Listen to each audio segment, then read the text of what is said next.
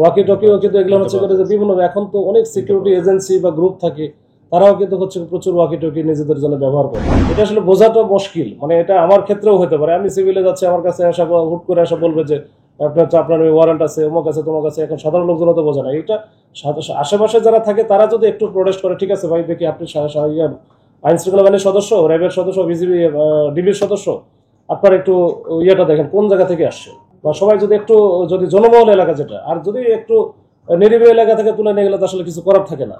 জনবহুল এলাকা থাকলে যে সাধারণ মানুষ যারা আছে তারা যদি একটু একত্রিত হয়ে যে বলে যে আপনারা কোন ডিবি, মানে এটা বা কোন থানা থেকে আসে, তাহলে আমার মনে হয় ওইরকম একটা পরিস্থিতি তৈরি হলে তখন কিন্তু আমরা মোটামুটি একটা প্রতিরোধ বা কি বলা যায়, এটা একটা প্রতিরোধমূলক ব্যবস্থা এটা গ্রহণ করতে পারি। এখন লোকাল যে থানা আছে, থানাকে আসলে সাথে সাথে ইনফর্ম করলে ভালো হবে। তো কারণ আমাদের লোকাল থানা একটা গুরুত্বপূর্ণ একটা বিষয় হতে পারে এখানে। তো লোকাল থানা যে ওসি অফিসার ইনচার্জ আছে তার নাম্বার তো অনেকের কাছেই থাকে।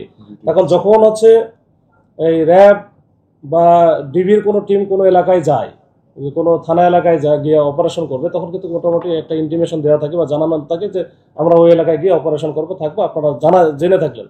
এইটা কিন্তু ওসি জানে। ওই জন্য ওসিকে মানে বললে তখন হবে কি, ওই এলাকায় আসলে ডিবির কোনো অপারেশন আছে কিনা বা তারা কোনো কাজ করতেছে কিনা, এটা সাথে সাথে সে বলতে পারবে না আমার কাছে জানাইছে ওইখানে একটা এরকম একটা বিষয় আছে। হয়তো স্পেসিফিক বলে না, কিন্তু বলে যে অমুক জায়গায় বা অমুক এলাকায় আমরা থাকবো। যদি মানে আরো লোকজন থাকে আশেপাশে, এটা তো একটু মানে জানান তো দিবে যে আমার নামে আসলে এরকম কোনো ওয়ারেন্ট নাই, আমার কাছে টাকা আছে বা আমার কাছে এটা আছে, এটা নেওয়ার জন্য এটা আসতেছে।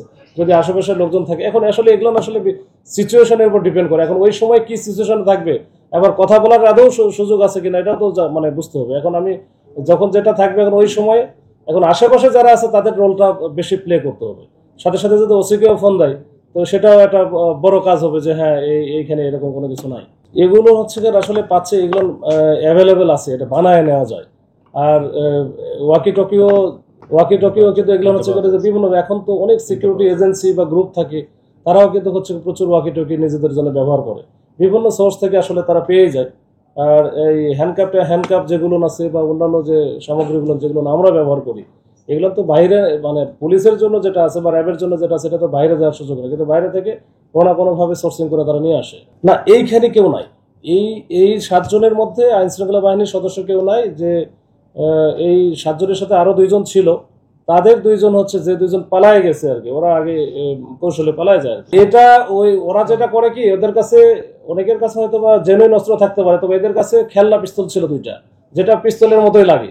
এখন মানে আমরা যাদেরকে ধরতেছি তারা তো ওই যখন ডিবির জ্যাকেট পরে থাকবো, আমার কাছে ওয়াকি টকি আছে, আমার কাছে হ্যান্ডকাপ আছে, তখন ওই যে ওর এক্সপ্যান্ডেবল যে লাঠি যেটা ব্যবহার করি আমরা অনেক সময়, লেজারটা ব্যবহার করি, আর এর সাথে ওই যে পিস্তলটা যখন খেলনা হোক আর যেটা, এটা তার টেস্ট করার সুযোগ নাই, তখন এটা মনে করে যে একবার অরিজিনালি। এটাই হচ্ছে সমস্যা।